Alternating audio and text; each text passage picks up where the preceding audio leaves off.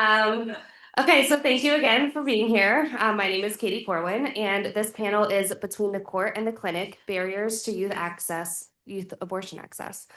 So I'm going to introduce the panel, and then each panelist will have about 10 minutes to go over their presentations, and then I have some questions, and we can open it up to audience Q&A. So Nina Monfredo is an attorney at the National Center for Youth Law. She works on impact litigation, focusing on addressing health, justice, and education issues that negatively impact young people. Nina previously served as a law clerk to the Honorable Gregory H. Woods of the U.S. District Court for the Southern District of New York and was a litigation fellow at the Center for Reproductive Rights. She earned her law degree from Stanford Law School, where she represented students through the Youth and Education Law Project clinic, and was on the Stanford Law Review. Allison Zimmer, who is on Zoom, she was hoping to be here in person, and travel conflicts happened. Allison Zimmer is a senior counsel on the Lawyering Project's litigation team, where her work focuses on protecting abortion access and bodily integrity for young people, free speech and expressive conduct, and access to safe and essential reproductive health care for pregnant people. Before joining the Lawyering Project in 2022, Allison was a Skadden Fellow and staff attorney at the Louisiana Center for Children's Rights. Previously, she clerked for Judge Stephen A. Higginson on the U.S. Court of Appeals for the Fifth Circuit and for Judge Alan R. Ross on the U.S. District Court for the Eastern District of New York. Allison received her BA from Brown University and her JD from New York University School of Law. Simone Harmon is the Youth Access Policy Advocate and Coordinator at the Women's Law Project. She centers her work in reproductive justice, focusing on connecting young abortion seekers to reliable resources and reducing harm experienced by young people forced to undergo judicial bypass to access essential health care, specifically abortion care. Her work includes training attorneys to represent young abortion seekers in bypass proceedings and advocating to improve the judicial bypass process for young patients across Pennsylvania. And finally, we have Dr. Amanda Bryson. She is an assistant professor in the Division of Adolescent and Young Adult Medicine within the Department of Pediatrics. Clinically, she practices adolescent medicine in the outpatient and inpatient settings, caring for patients 12 to 26 years old, including providing comprehensive contraceptive services and medication abortion. Dr. Bryson is passionate about expanding access to sexual and reproductive health care through clinic-level interventions and policy changes. Dr. Bryson's current work seeks to understand how clinicians' practices related to pregnancy options counseling, abortion referral, and abortion services are changing post-Dobbs, and what interventions are needed to sustain young people's access to essential abortion care in a shifting legal landscape.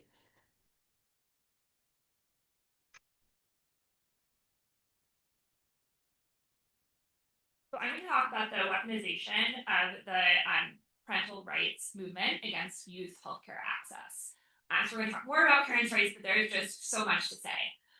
So at post-Dobbs, there's been like a really alarming increase in parental consent and involvement laws that impact youth access to healthcare, including abortion and contraception, but also to other types of care.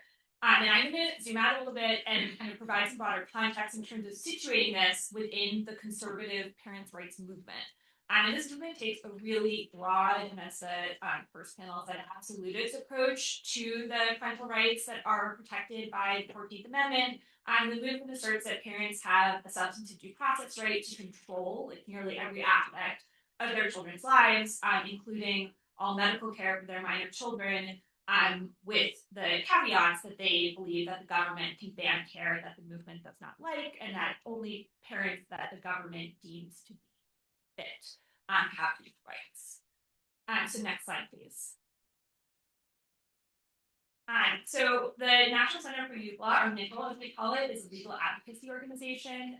In the Q&A on the first panel, there's an audience member who asked where are children being centered?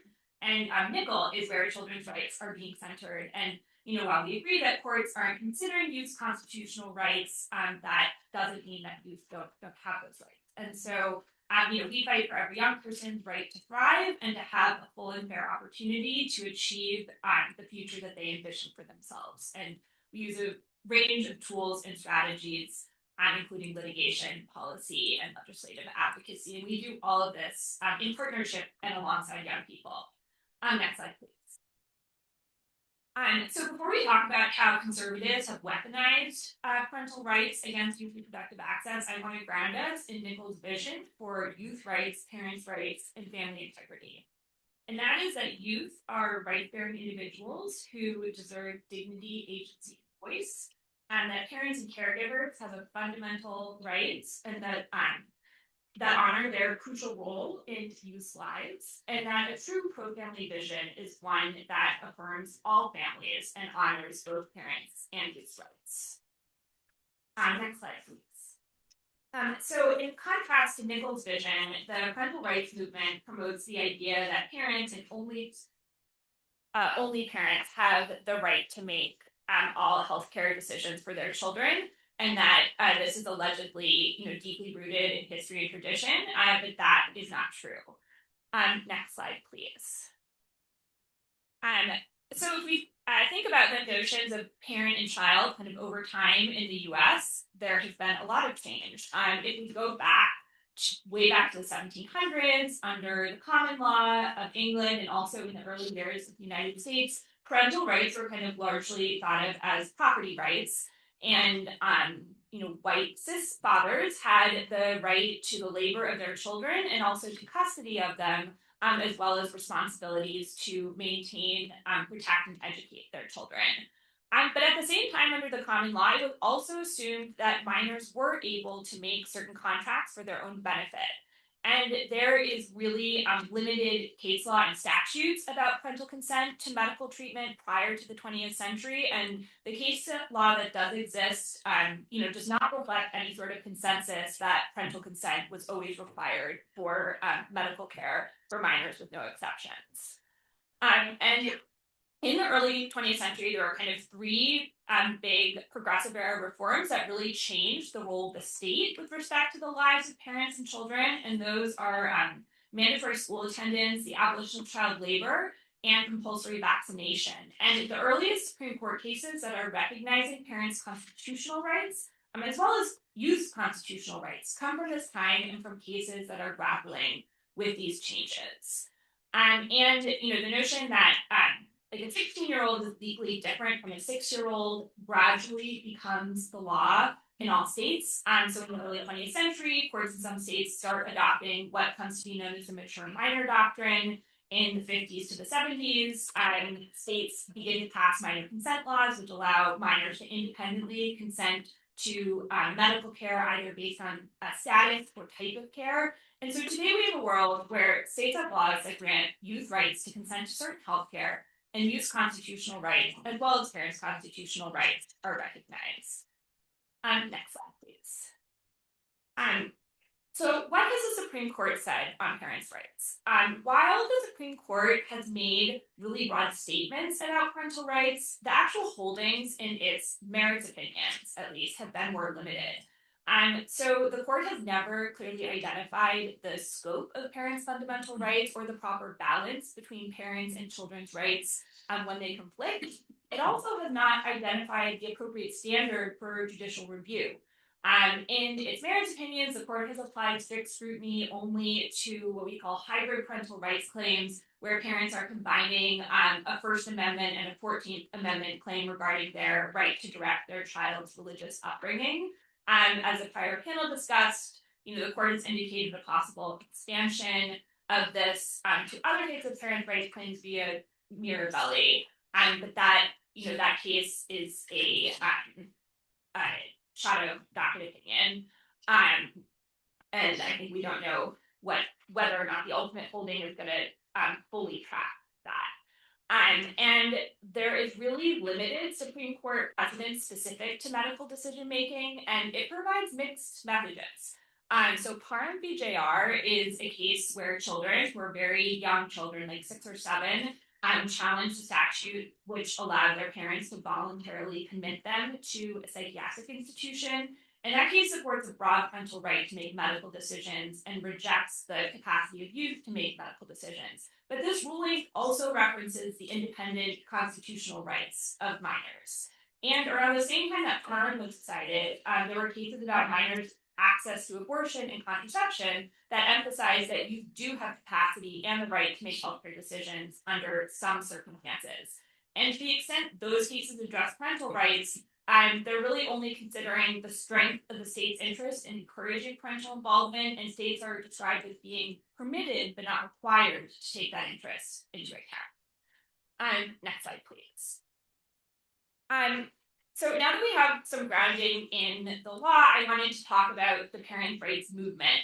And as one of the first panel said, this is kind of a Trojan horse for other interests, and there's a really long history of cloaking regressive ideology under the mantle of parents' rights, and I just want to give a few examples. So in 1918, the Supreme Court deemed a child labor law unconstitutional, and in response, a child labor amendment to the U.S. Constitution was passed. But it was never ratified by enough states after businesses and rural states objected on the basis that it violated parental rights. And in the 1950s, Southern segregationists invoked parental rights arguments to object to Brown v. Board, and they didn't say directly that they were against integration. They alleged that Brown's mandate infringed on their parental rights. And so, what we've seen with the movements arguing for parental rights are kind of three big things. One is that those who are using parental rights are doing so in a way that will impact all parents, like with book bans seeking to ban books for all kids completely, even children whose parents want them to have access to those books. Two, that these arguments are marshaled to resist things that the conservative movement doesn't like, under the guise of resisting something else, so that they can garner support from people who might not support what they're doing outright. And three, that even as the movement frames itself as advocating for parents' rights, its focus is really only on advocating for the rights of certain parents. And so now we're going to talk about how this movement is showing up today. Next slide, please. Next slide, please. And so, as I think everyone here knows, this movement is not an organic or local movement. It's a really well-funded, multi-pronged national effort. Next slide, please. So who's behind these efforts? The Heritage Foundation, which included parental rights in Project 2025 as one of their priorities. They've joined with Alliance Defending Freedom to launch a partnership called the Parental Rights Initiative, which they describe as being dedicated to restoring America by strengthening the family unit and re-empowering parents as the cornerstone of self-government Western civilization. And the history of the parents' rights movement shows us that what this actually means is that the conservative movement is trying to undo decades of progress and impose its regressive ideology regarding society and the family on all of us, and this is a really extreme and absolutist approach. Next slide, please. So I'm going to talk about some recent developments in terms of legislation, litigation, and state constitutional amendments. Next slide, please. So the same organizations that we just talked about have model legislation that they are getting into the hands of state legislators. As of a week ago, there are 14 states that have bills moving right now related to parental rights. Some of those allow for exceptions for existing minor consent laws, but others don't, and many also give parents access to medical records. Next slide, please. So Texas passed a state constitutional amendment around parents' rights back in November, and there have been 10 states that have contemplated or are currently contemplating constitutional amendments relating to parents' rights. Next slide, please. And as I mentioned earlier, the existing precedent in terms of the Supreme Court does not support the argument that independent youth access to healthcare violates parental rights, but this is kind of the implication of some of the most extreme versions of these arguments that are being made in cases that are percolating through the courts today. And so far, in merits opinions, the Supreme Court has only applied strict scrutiny, which is the highest level of scrutiny in parents' rights cases that also bring First Amendment claims.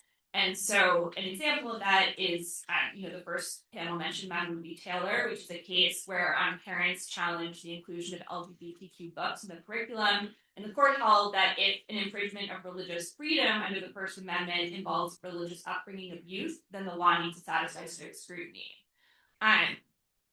But the court has not applied that standard to parents' rights cases that don't involve First Amendment claims. But now we have Mirabelli, which was a shadow docket opinion, and kind of depending on how it's applied, could point to the court potentially expanding strict scrutiny to parents' rights claims around medical decision making that don't include pre-exercise claims. And this issue is also percolating in the state courts. There was a state court in Florida that held judicial bypass violated parents' due process rights. In December, Texas sued Epic, the medical records company, for allowing adolescents to full access to their own medical records. There's during a case this past December before the Texas Supreme Court, there were some justices who seemed open to the possibility that Texas's new parental rights constitutional amendment could invalidate Texas's child welfare laws. And one justice asked whether parents' conduct should use standards from 1876 when the Constitution was ratified, or standards of today. So this is an amendment, keep in mind, that was passed in 2025. And this kind of really disingenuous use of a history and tradition is a really a clear example of how the movement is seeking to undo centuries of progress. Next slide, please. And so in terms of implications for the reproductive justice movement, if the most extreme version of this movement is successful, next slide, please. I think it is potentially to restrict or ban youth access to birth control, to eliminate confidentiality and privacy for youth, to censor comprehensive sex education, to eliminate judicial bypass for abortion. And I think this movement is really a reminder about the intersectionality of these issues under the broad reproductive justice umbrella, and a reminder that we should be paying attention to these cases in legislature and ballot initiatives that may not look like they're directly about reproductive health, but they have really big implications for reproductive health. Next slide, please.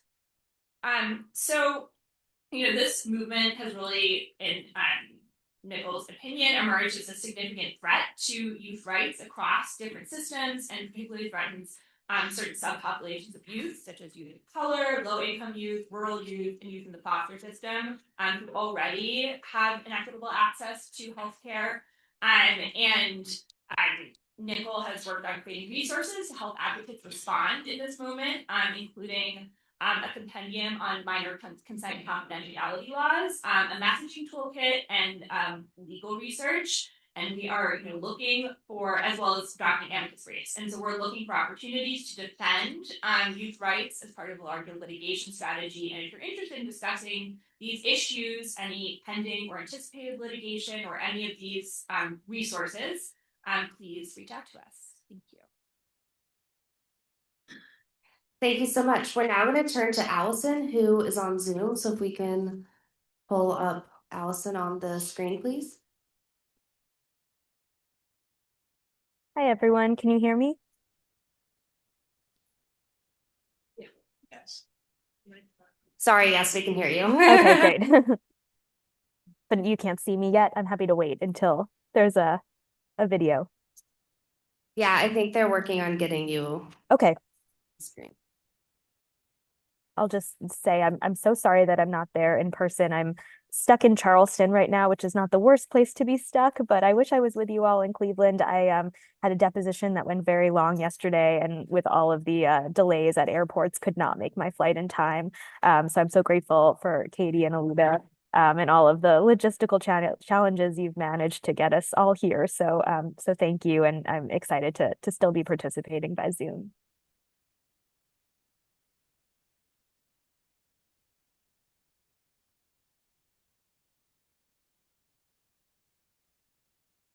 Okay, I think we're good now. Okay, great. So I will be talking about litigation that I've been involved with and that the Lawyering Project has done specifically to challenge barriers to youth abortion access, and what that has looked like for us, and some of the themes that have been emerging. So next slide, please. Am I able to? There we go. So I started with just sort of our general mission statement. I think at the Lawyering Project, centering the needs of people who are most impacted by reproductive healthcare restrictions and abortion restrictions specifically is a really fundamental value for us. And also ensuring that we're promoting the dignity and upholding the dignity of all people who are impacted.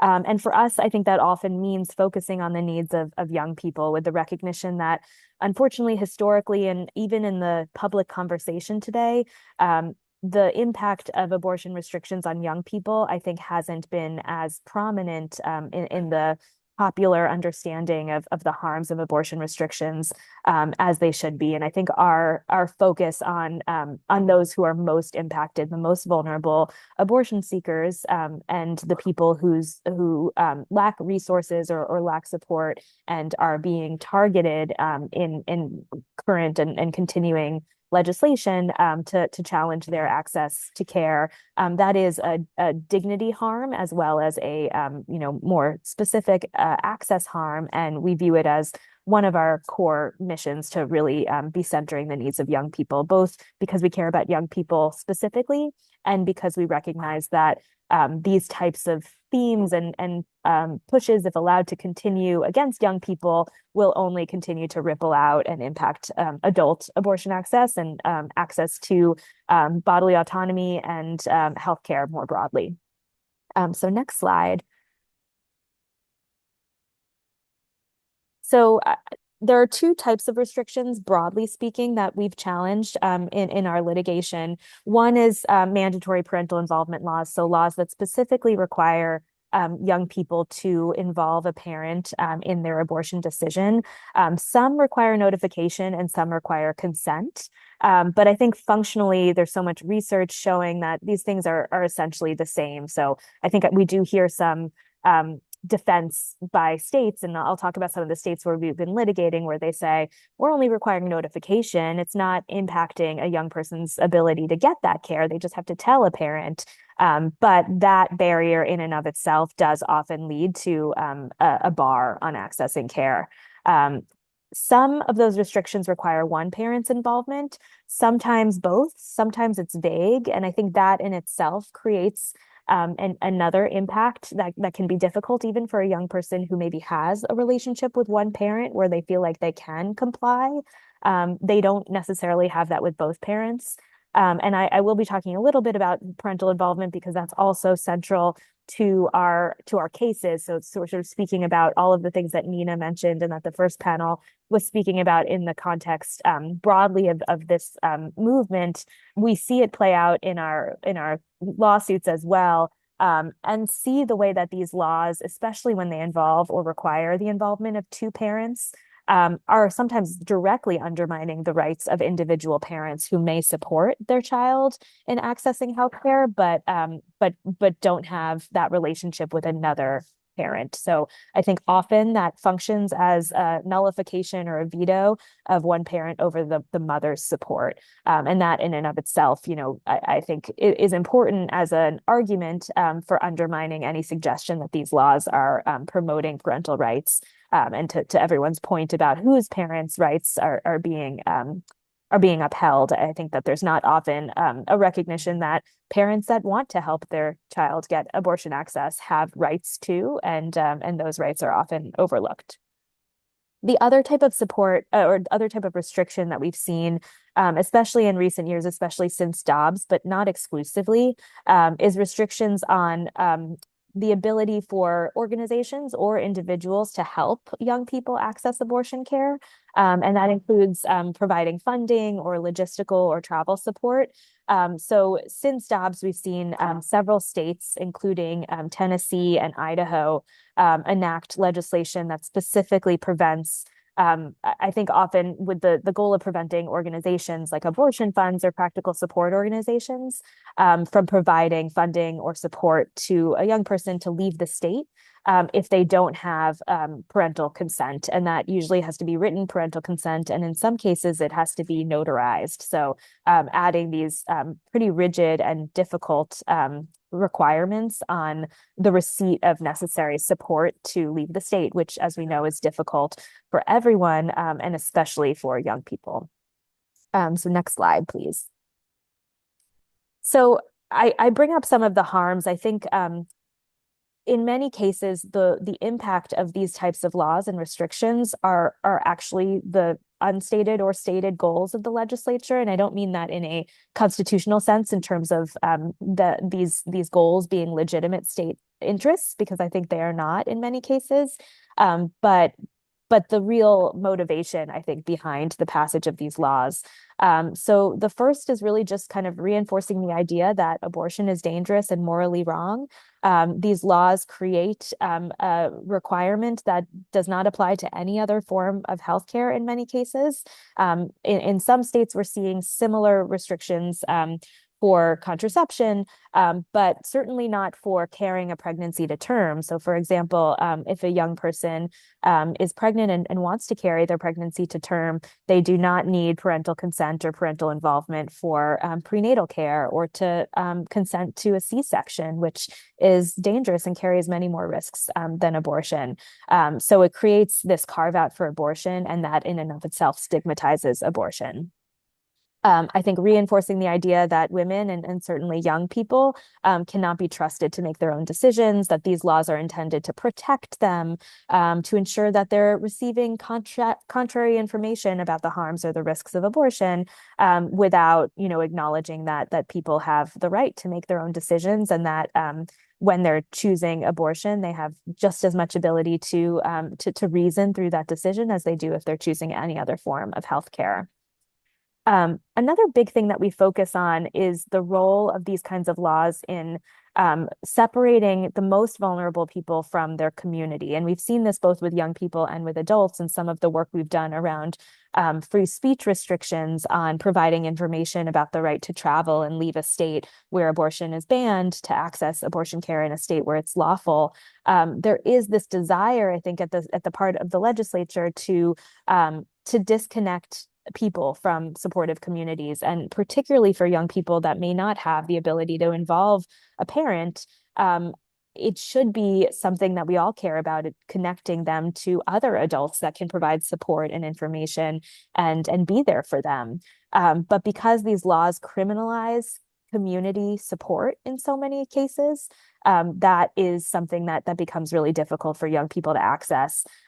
No one wants to endanger or risk criminalization for supportive organizations or people that are trying to help them, and these laws create that. So I think it chills young people from even reaching out for even clearly lawful support in the form of information about where they can access care.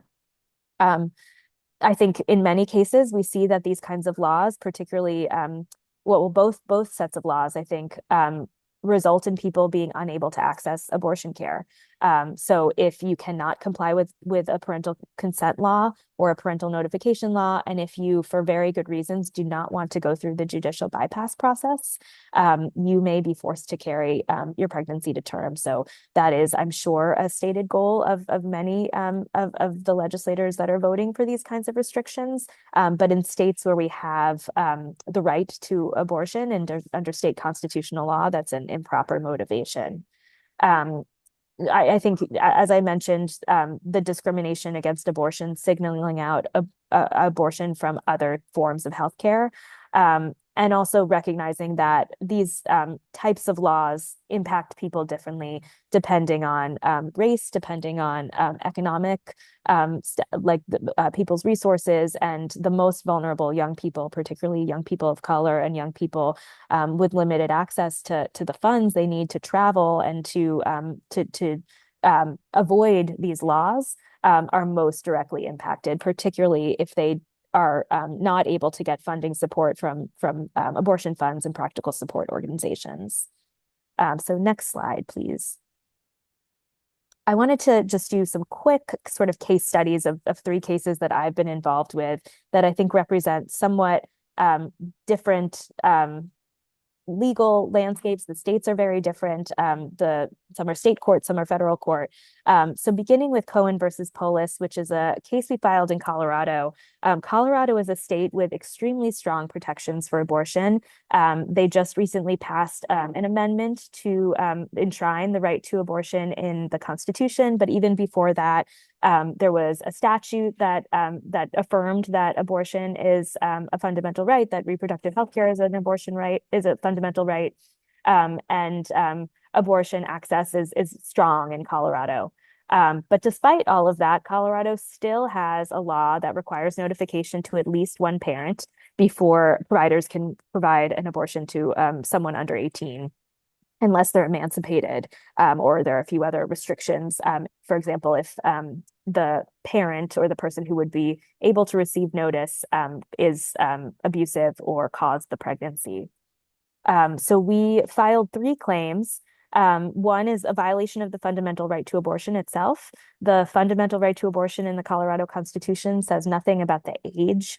It doesn't limit that right to adults. And it's very expansive. And by creating this restriction, which does not apply to prenatal care, to any form of healthcare that a young man would seek, it doesn't apply to C-sections. It is singling out abortion, and that is a violation of the fundamental right to abortion.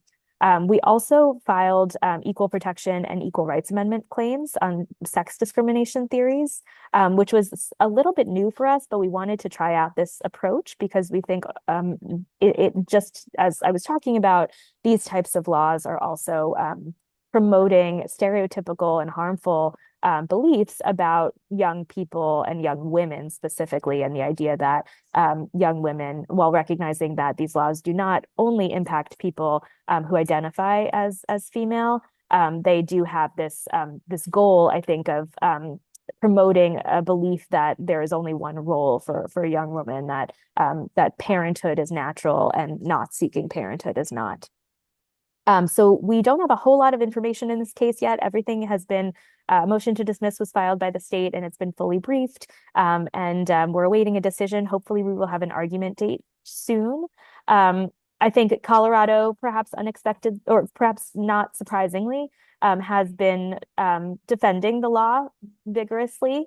But it is interesting and I think somewhat shameful to see the way that a state that promotes itself as a haven for abortion seekers still is articulating what I view as a faulty and harmful distinction between adult abortion seekers and young people as abortion seekers, and this idea that is not okay to create restrictions for adults, but it is okay to create restrictions for young people without acknowledging that those kinds of arguments are depriving young people of abortions and are if allowed to continue would also be weaponized, I think, against adult abortion access. Next slide, please. So Right by You versus Missouri is another case that we filed. It's a state where there is also a very broad and very strong right to abortion under the Constitution, but in reality, abortion is still largely inaccessible. There's still litigation about what the scope of that right to abortion will look like. In Missouri, there are 2 laws that we were challenging. One is a 2-parent consent requirement. So Colorado is notification for 1 parent. Missouri is both parents must consent. And there's a law that I believe was passed in 2007. So Missouri's law precedes Dobbs, precedes the more recent abortion support bans that we've seen in Idaho and in Tennessee. But it's very similar. It's a law that prohibits an adult from providing financial, logistical, informational support to a young person unless their parent has provided consent. So we also sued under the constitutional right to abortion. Unfortunately, this case was dismissed. It was dismissed on a technicality that didn't get into the merits about our plaintiff's ability to sue. Our plaintiff is an organization that provides support to young people, mostly through the form of a text line. And they are fiscally sponsored by a California nonprofit. So the question here was really just if they have the right to sue in Missouri without having a specific certificate to do business in Missouri. I think this is an interesting example to me of the fear that I think courts continue to have around these kinds of cases and the desire to find an off ramp and not deal with an issue that they view as controversial. But we continue to think about ways we can challenge that law, especially because the merits were not reached in this case. And our hope is that it will continue in some way. Next slide, please. So last one I'll mention just briefly is a federal case that we filed in Tennessee challenging a post-Dobbs restriction on abortion support. And these laws, both in Tennessee and Idaho, are framed as abortion trafficking bans, which is a framework that I think doesn't make any sense in reality. We're talking about nonprofits that want to provide support and funding. There's no, I think there was a really great ruling in the Idaho case in the district court where the court said something like abortion trafficking is not a thing. It just is not a thing. The idea that there are organizations that are trying to coerce young people into abortion, these instead are nonprofits and organizations that are hoping to be there to support and provide necessary resources to young people that are going through an isolating experience, seeking to leave the state to access necessary health care. So we filed both a First Amendment claim and a 14th Amendment vagueness claim. These are claims brought on behalf of our plaintiffs, which are organizations that want to help young people. So not there's not a third party standing claim on behalf of young people, but I think, you know, the motivation for our organizational plaintiffs is very much to provide supports and resources to young people. The law is currently partially enjoined in another sister case called Welty versus Dunaway, and that injunction is on appeal at the Sixth Circuit. So we will see what happens there. Right now, there is still there are several prongs of the statute, and we challenged all of them. The injunction is only on one, recruiting a young person. So our plaintiffs continue to be limited in what they can do for young people as a result of this law. Next slide, please. So without repeating so many just wonderful, insightful comments that have been made already today in both panels about parental rights, I think that when we see this show up in our cases, parental rights is often the stated objective that states are using as the basis to withstand constitutional scrutiny in this law in these kinds of cases. The idea that the laws can be upheld because they are designed to promote parental rights. And I think the way we talk about this in our cases and some of the arguments we've made are you know, to demonstrate that these are the idea that the state is promoting is a very limited idea of what they think parents ought to want. And they completely ignore the idea that there are some parents that do want their child to receive abortion care. And these laws are interfering with that, both, you know, in a formal way by the state intersecting and like the state positioning itself between parents and their children, but also especially in the Tennessee situation, for example, where the Tennessee law requires notarization for a young person to get support. There are parents that want their child to be able to get the support of an abortion fund, but they can't comply with that notarization requirement. It's a difficult and ridiculous requirement to say that, you know, a parent needs to drop everything, go find a notary, but fill out a form that says that they consent, pay for a notary. So it's just a ridiculous idea. So in that sense, we have heard from parents, we've heard from organizations that there is a group of parents that wants to support their child and wants to help them get abortion care, but these laws are violating those interests. So that is, I think, a very direct interference with parental rights. More broadly, though, even if, you know, you take the state at their word that they're trying to promote parental rights, these laws don't do that. So they don't help ensure that a young person will confide in a parent. Young people are much more likely to try to go somewhere else on their own if they can make that happen, to avoid these laws. And these laws don't promote healthier family relationships. I think we've seen in so many earlier cases really great language from state Supreme Court saying, if there is not a healthy relationship that pre-exists this situation, the law doesn't make that so. So by mandating that a child confides in a parent about abortion, that doesn't create a moment for parents to bond with their children. Instead, it often subjects children to violence and to intimidation, to potential abuse, and places young people in harm's way. Next slide, please. Okay, I know I'm getting close to time and I apologize. Just very quickly, I think I want to call out all of the wonderful research that so many advocates have done in this space, specifically thinking about Kate Coleman Minahan, Amanda Stevenson. There's been really wonderful research demonstrating both that these laws do not change the behavior of children, and that these laws, don't achieve their goals more broadly, and that they're harming young people. And I think that research is so powerful at allowing us to challenge the state's asserted justification. I think the Missouri case is a good example of courts wanting to find off-ramps in litigation, that there continues to be skepticism about this kind of litigation. I think for us, that's a motivating factor because we think it's so important to protect the interests of especially vulnerable young people who are not often being protected or thought about because of this fear that these laws are publicly popular.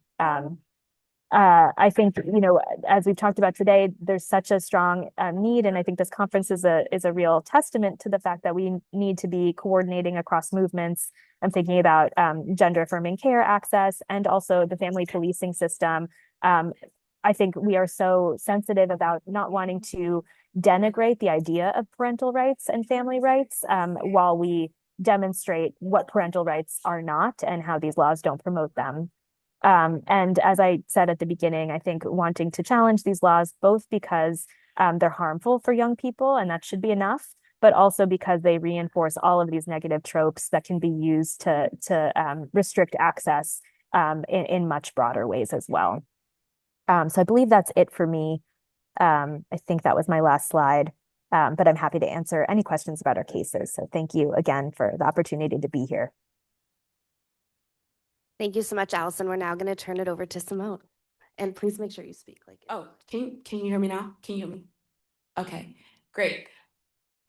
That makes me lean forward awkwardly. So before I get started, I just wanted to the tech person, I probably will just say next instead of next slide, please. Your labor is appreciated.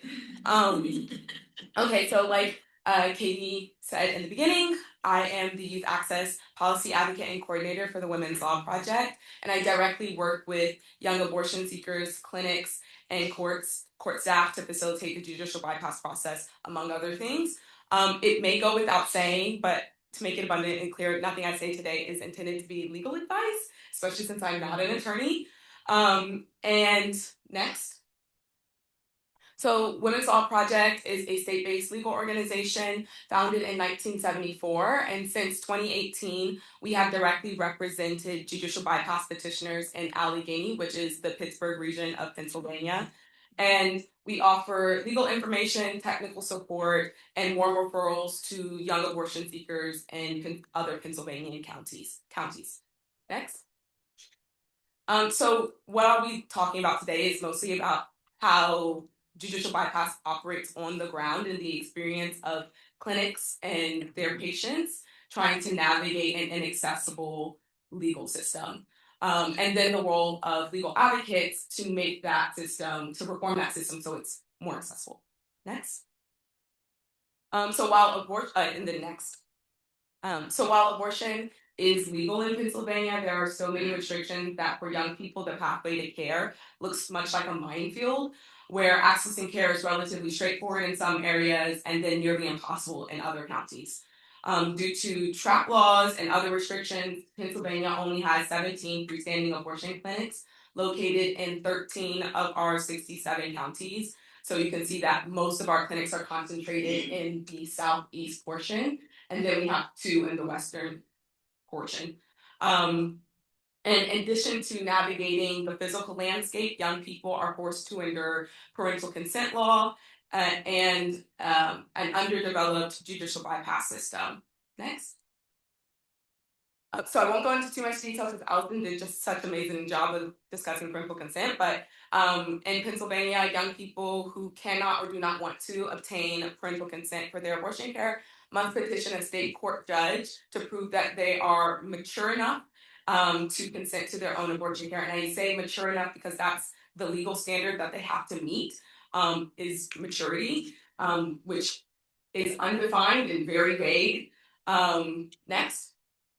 And the standard steps that young people have to take to obtain a judicial bypass is 1, contacting and scheduling an appointment with the clinic, and then identifying and securing available travel and funding and support resources, so either through the clinic or trusted individuals in their communities or themselves, and then completing the state mandated bias consent counseling, which in most counties is done in person.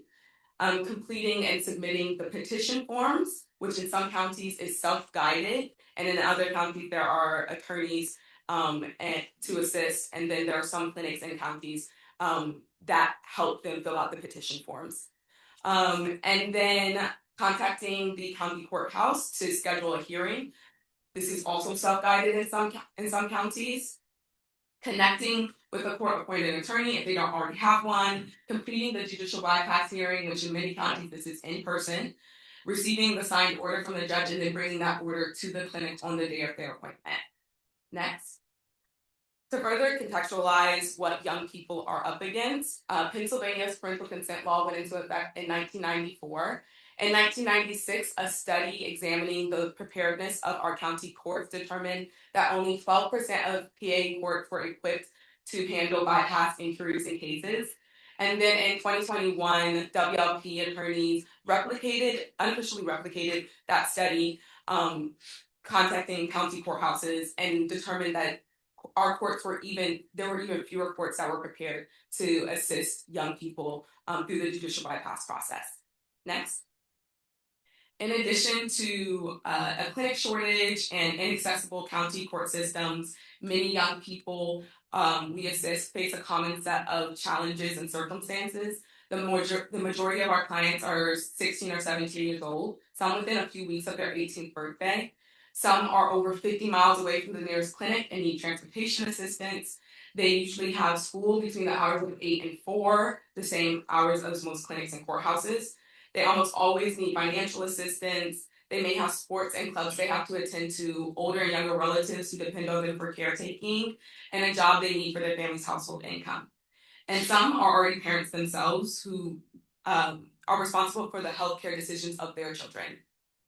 For young people, especially those who experience intersecting oppressions, navigating the different organizations, so the abortion funds, the volunteer drivers, the clinics, the courts, the legal advocates, navigating these organizations to acquire the resources and assistance needed to overcome various obstacles, in most cases can cause delay and stress, and in the most extreme cases can lead to abortion seekers not receiving their desired care.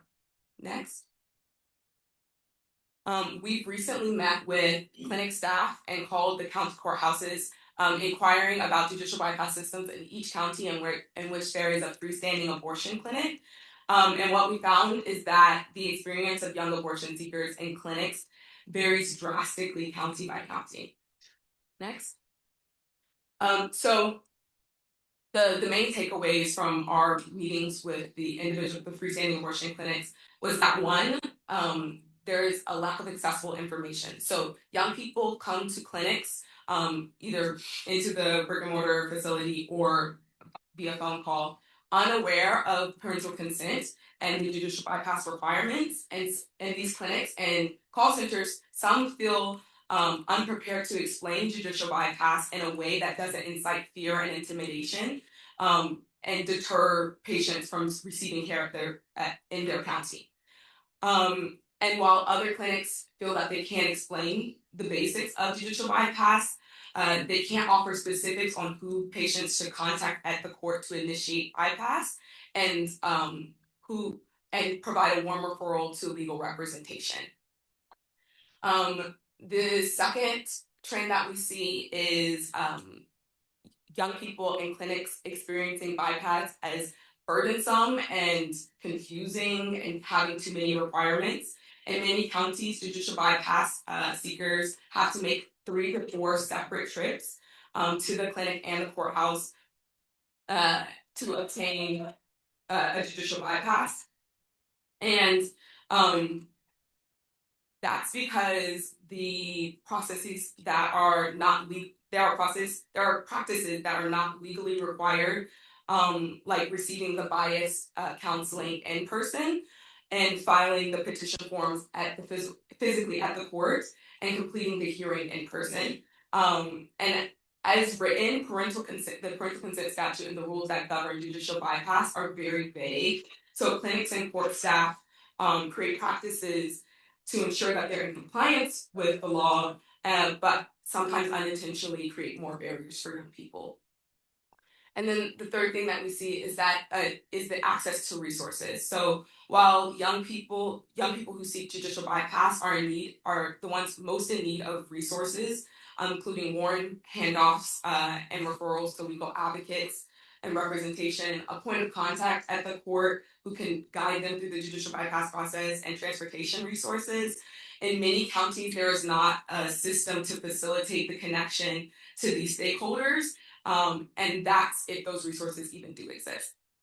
The logistical barriers could be resolved if there were clearer channels of communication and strategic collaboration between stakeholders that were not dependent on the patient initiating those connections. Next slide. So, parental consent laws and judicial bypass requirements force clinic procedures and court procedures to be reliant upon each other. And in many counties, the practices of the court and the clinics are not complementary.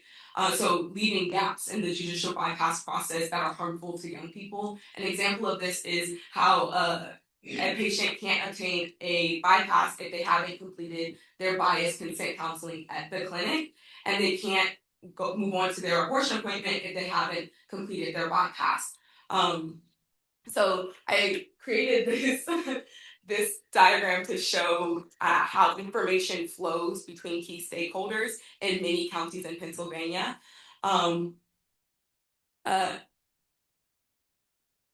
So this is like a visual representation of that. And the red lines are to show how much responsibility falls on the patient to initiate contact with different stakeholders and to obtain the resources and support that they need. And then the green lines show how information flows directly from those stakeholders back to the patient and not through streamlined channels of communication.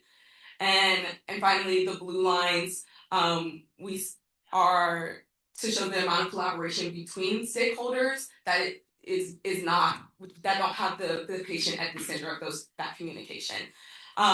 We see that clinic staff and call centers and practical support groups are in some conversation with each other, and legal advocates and the court are in some conversation with each other, but there's rarely overlap between those two sectors of stakeholders.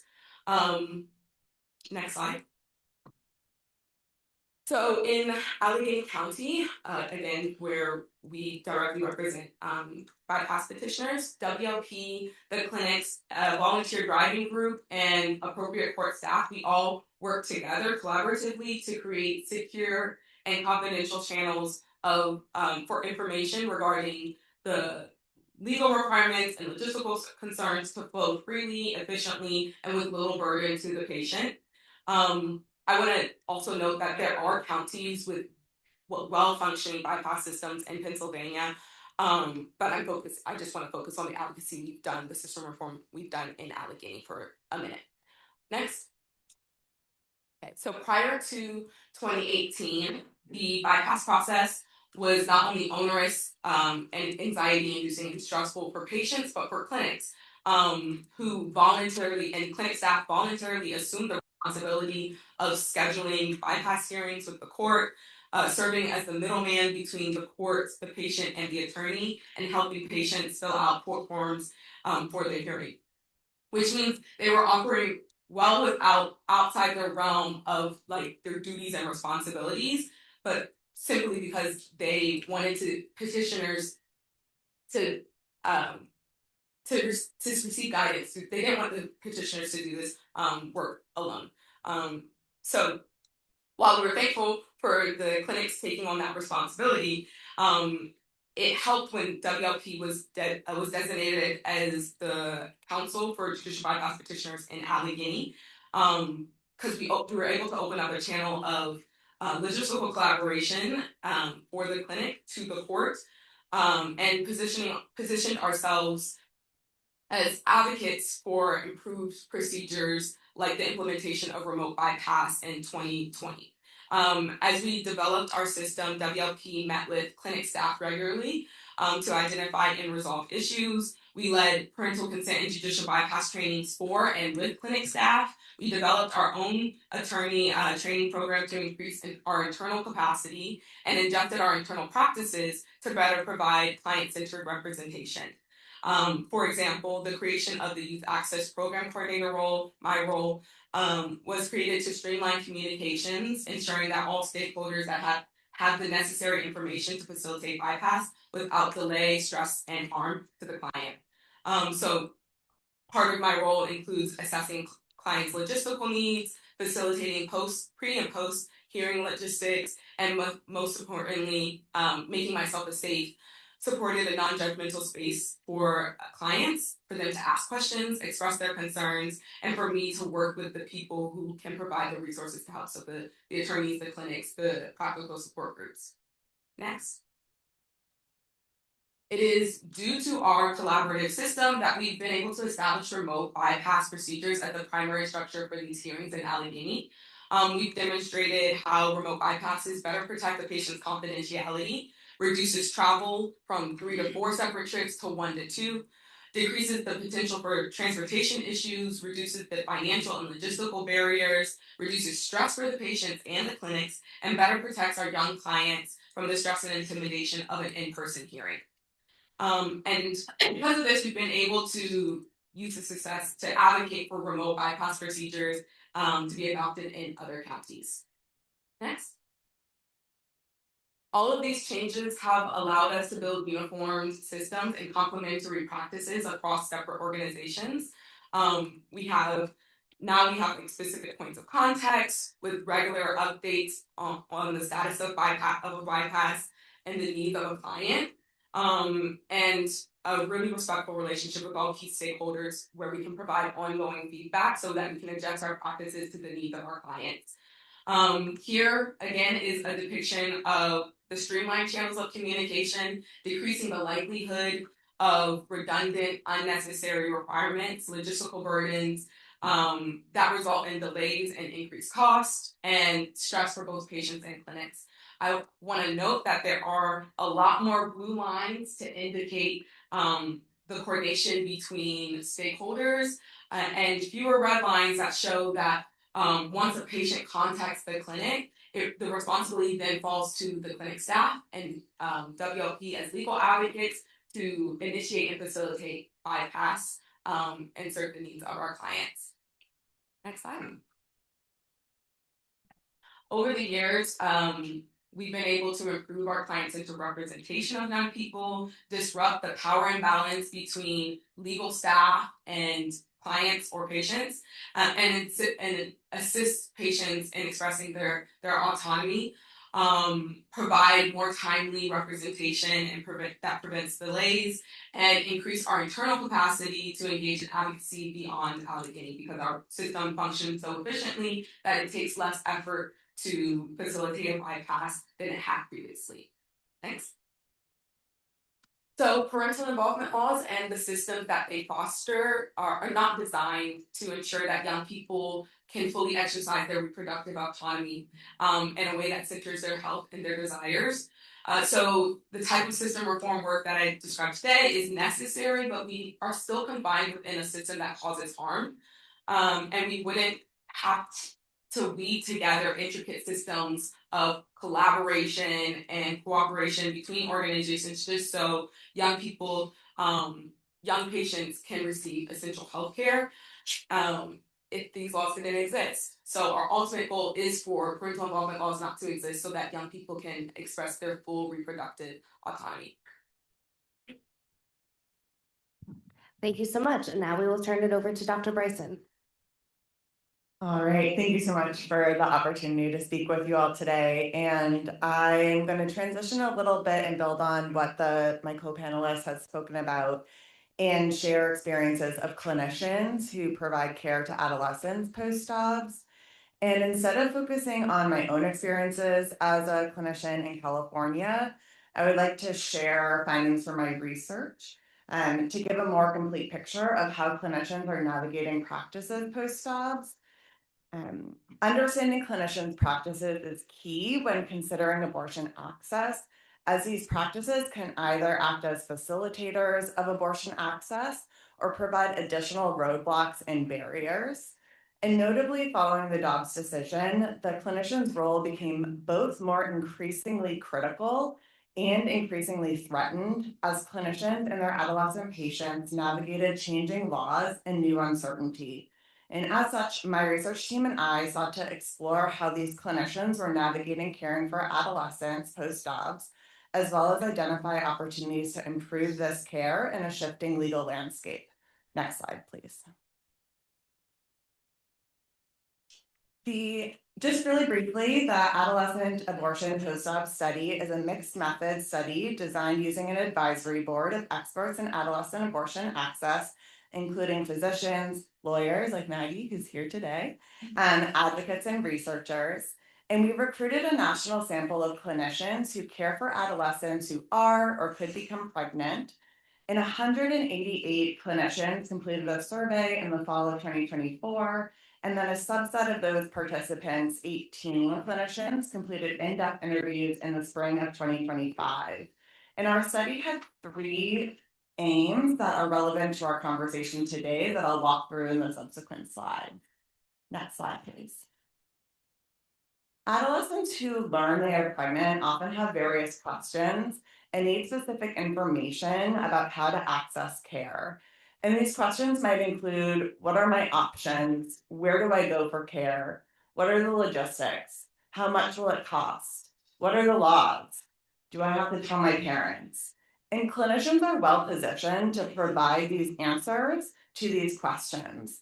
However, little is known about clinicians' preparedness to provide this support. And given this, our study's first aim was to assess clinicians' confidence in helping adolescents navigate abortion access post-Dobbs. Next slide. This bar graph includes data from our survey of 188 clinicians, and I'll walk us through it step by step. So to orient us on the bars are representing the percentage of clinicians who indicate high confidence helping an adolescent navigate key aspects of abortion access.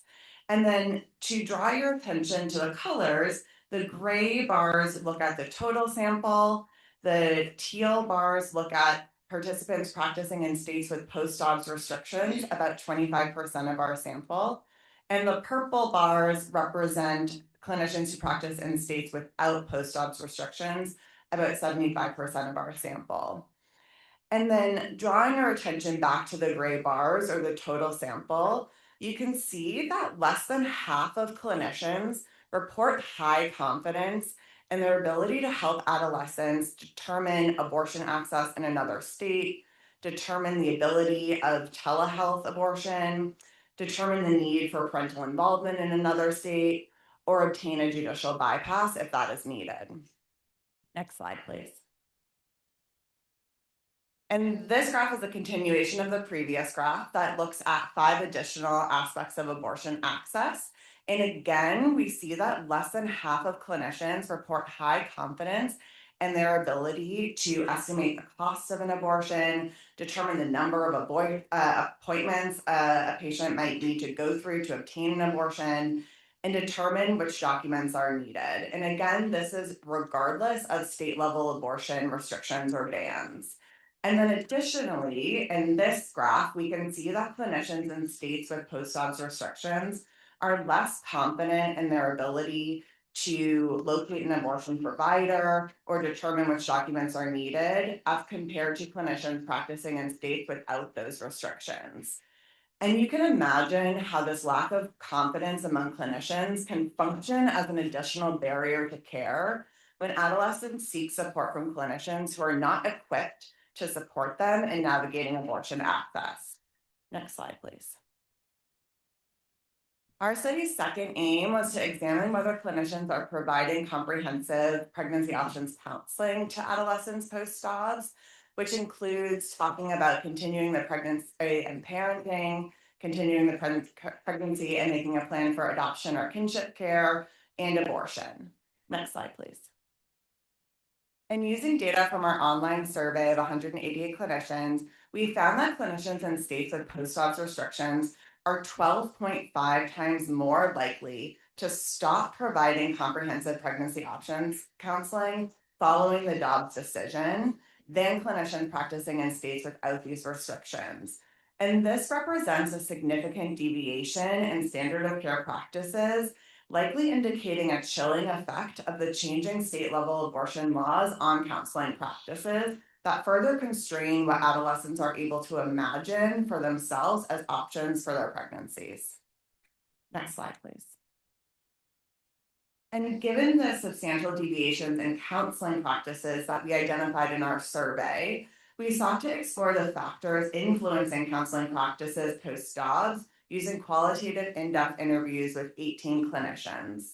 And in the subsequent slides, I'll share some of those insights and experiences of providers in their own words. Next slide, please.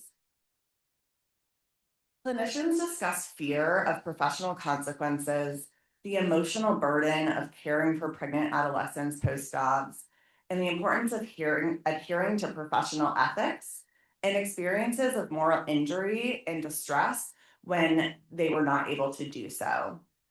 One nurse practitioner previously practicing in Washington shared, and so this fear, which is very real because, if you lose your admitting privileges, you are useless to your practice. You no longer have a job. We are enforcing Dobbs by our fear about violating it, and that troubles me a lot. Next slide. Participants also discuss how environmental factors influence their counseling practices, such as their colleagues, legal counsel, both within and external to their institution, institutional leadership, and institutional policies. One OBGYN in Texas with limited institutional support shared, "We're not really given any guidance on pregnancy care. I was just sort of told when I started, you tell them they get prenatal care and that's it. Don't say the word abortion. Don't mention it." Next slide. In contrast, an OBGYN practicing in Indiana described the importance of institutional support, including legal counsel support that they received. They shared, "Having really key people in leadership meant that we were already on the same page about what we needed and needed to be able to do. And they were just there to say, yes, we agree with your interpretation and we'll back you up in the event of needing that." Next slide.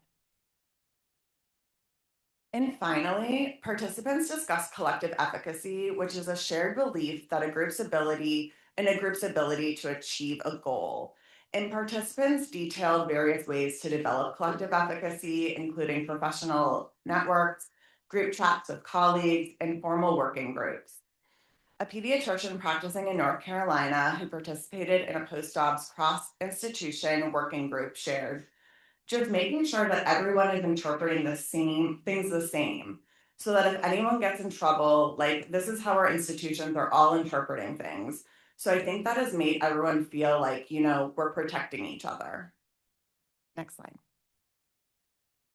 Our study's findings shed light on the challenges clinicians face when caring for pregnant adolescents post-Dobbs, such as lack of confidence in helping adolescents navigate abortion access and uncertainty navigating the legal environment, resulting in deviations from standard of care counseling practices.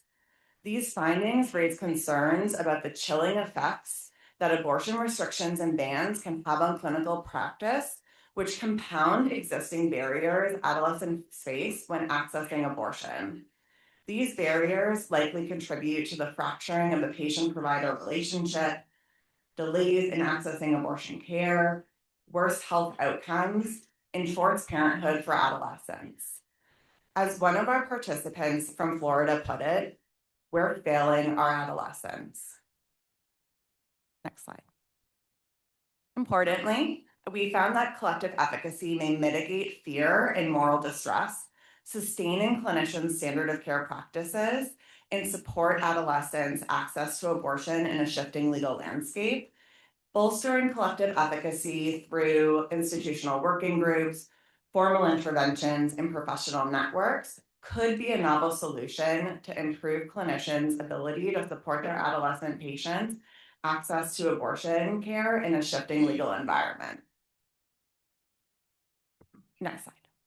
And I just want to end by thanking my collaborators, the participants, and the members of my research advisory board, without whom this work would not have been possible. Thank you. Thank you so much. So we do have a few minutes for questions. I'm going to start by asking the first one, and then if people in the room or on Zoom have questions, they can also raise their hands or put them in the chat. So I am curious, when we talk about abortion access for young people, what is the biggest misconception you see policymakers or the public having about minors seeking abortion care? Oh, I can start. I thought we were gonna go online. So anecdotally, I do a lot of explaining of my job to people inside and outside of the movement. And I will typically start by explaining what parental consent laws are, and they will have like this blank stare of like, yes, that's reasonable. Young people should be asking their parents to consent to like medical decisions.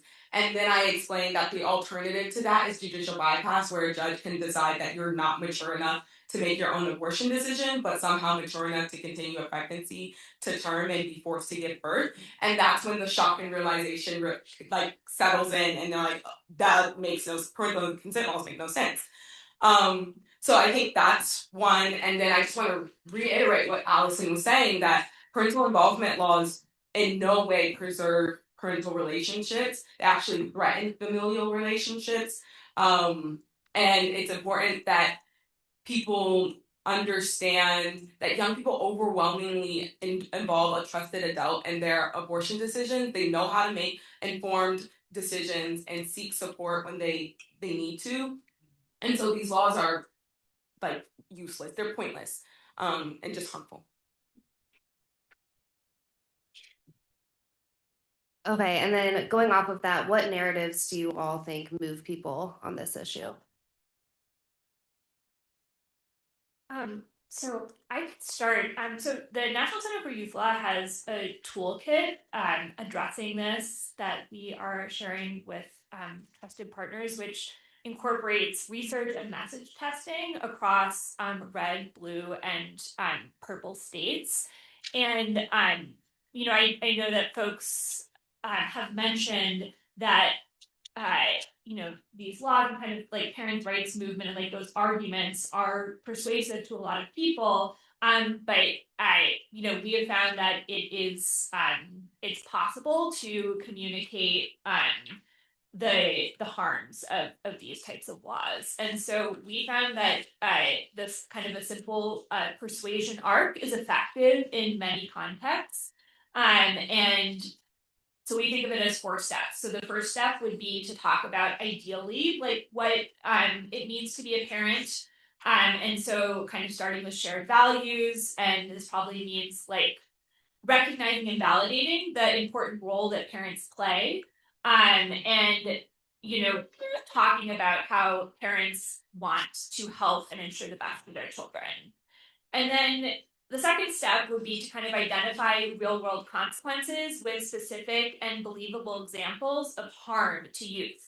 And so examples that we found have been persuasive would be, for instance, talking about, and this is right now I'm talking about laws that might threaten youth's ability to consent to any type of care. And so, for instance, talking about a hotline counselor who is barred from helping a suicidal youth in crisis, or like a rape kit that's delayed until a parent is located. And especially when you're working with a skeptical audience, to start with like those types of examples so you're going to be effective. And then the third step would be to offer a solution that's anchored in youth safety. Because, as folks mentioned on the first panel, everyone wants, no one thinks that they are against the safety of children. And so, if you kind of underscore when a young person is in danger or urgently needs help, that safety must come first, and that this ties back to these, this message of ideal message of what parenting means, and of shared values of parental care and responsibility. And then to finally, step forward, lift up trusted adults as being part of the solution. And so this means that, teachers, counselors, doctors, all those people who help youth and other professionals are all part of the support system that youth and parents deserve in their most urgent moment. And we found that this structure is effective because it avoids sounding anti-parent, right? Which is, that is something that we want to, push back against these harmful laws, but not sound anti-parent. And kind of keeps the focus on what most people share, which is most people agree that young people should be safe, that families should have support, and that decisions should be grounded in reality. And at each of those steps, there's kind of an opportunity to add tailored examples that might resonate for your context and your audience. Because I recognize that these play out very differently among different groups and in different places. And so, what you include and what you lead with definitely matters, and certain examples are going to resonate kind of more or less. But we found that what is not effective is being abstract, talking about legal jargon, framing this in parent versus the government, or just assuming shared background knowledge. And so, just to give the example about youth access to how to talk about youth access to reproductive health care and information for youth.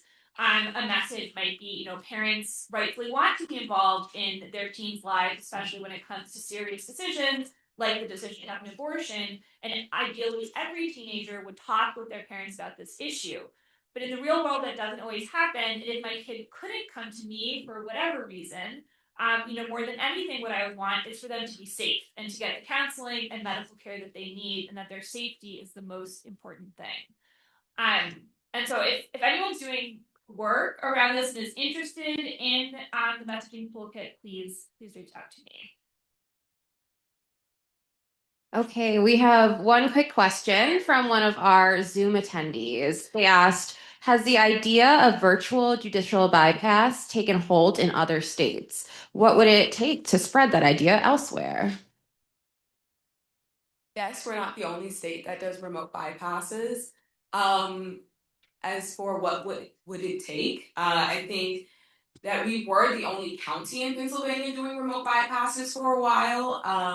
And to change that, we had to go to the legal organization that was that does assist young people and represent young people, and work with them, the clinics, and the court all together to, one, show them the evidence of remote bypass working and working well and efficiently, and then draw a picture of what it could look like in their county and hear their concerns. It was a lot of meetings of, what are you concerned about? How do we overcome these obstacles? So it helps to know that other counties have done it successfully, because no court wants to be the first one. So yeah. Okay, so I think we are a little over time. So if any of the panelists have any last words, and if not, we can wrap up. No? Okay. Well, thank you all for being here.